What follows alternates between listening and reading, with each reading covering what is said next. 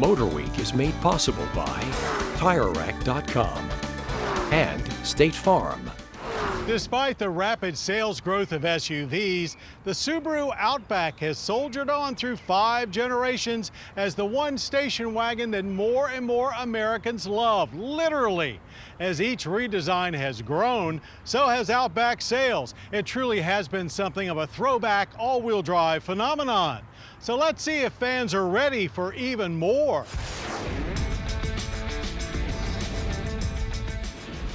Well, after years of staking a claim as the world's first sport utility wagon, lo and behold, Subaru now considers the 2020 Outback a genuine SUV. Sport utility vehicle, station wagon, doesn't really matter. Whatever you call it, the Subaru Outback has been a major success for Subaru, and it's likely the 6th generation will generate more of the same. Subaru's new global platform means more growth again, slightly. It's about 1.5 inches longer, though the 108.1-inch wheelbase along with the height are unchanged. The look is a tad more rugged than before, with wider fenders and large hexagonal grille, while body cladding on the sides is made to resemble a hiking boot. Hey, we don't come up with this stuff, but those are the kinds of things that Subaru owners are into. Well, if they were into the optional 6-cylinder engine, they'll be disappointed as it's no longer available. In its place is the Ascent's 2.4-liter Boxer 4 Turbo. At 260 horsepower, there's a few less horsepower than the 3.6-liter, but there's 30 more pound-feet of torque at 277. Towing capacity is now 3,500 pounds, the highest ever for an Outback, and yes, more than some SUVs. The base 2.5-liter gets updated as well, gaining 7 horsepower to 182, all-wheel drive still standard. Current Outback owners who trade up will notice that this one feels bigger and that the seats are much more comfortable.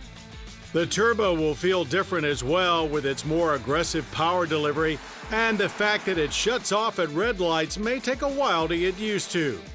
One thing that won't feel much different is the way the Outback handles. It's still sure-footed and stable through turns. Steering has a bit more feel, with the feel of the brake pedal again familiar, along with the smooth but lazy CVT sensation. It's hard to miss the much larger Starlink touchscreen in the dash, now 11.6 inches and oriented in tablet-style fashion. It's much less distracting to operate at speed and fairly intuitive to figure out. But it also means you must use it for most HVAC adjustments, and sun worshippers will find that having the available moonroof open can make the display hard to see. Ventilated seats are now an appropriate part of touring trim, but they're also a little noisy. Something only current owners will notice is the compass heading display in the rearview mirror has changed from green to an annoying red.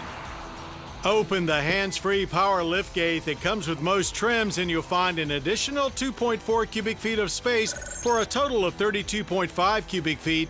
More importantly, space between the wheel wells is much wider.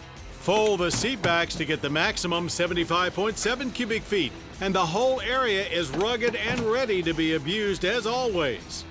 Many owners will upgrade just for the added safety features, and they are comprehensive, with standard eyesight now including auto braking, adaptive cruise control with lane centering.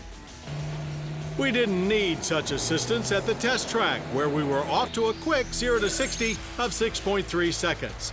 Power builds, as does CVT-induced engine noise, as you work your way down the track with no drama or excitement to speak of, finishing the quarter in 14.9 seconds at 96 miles per hour.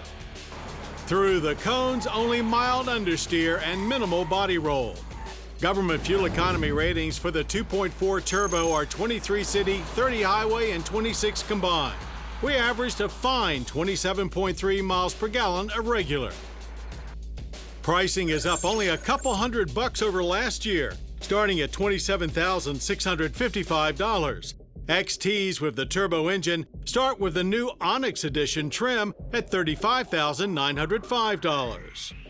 The 2020 Subaru Outback delivers everything America's favorite station wagon always has, only now it's wrapped in SUV packaging, or SUV marketing rather. It's all the same to us. It already offered the best of both worlds.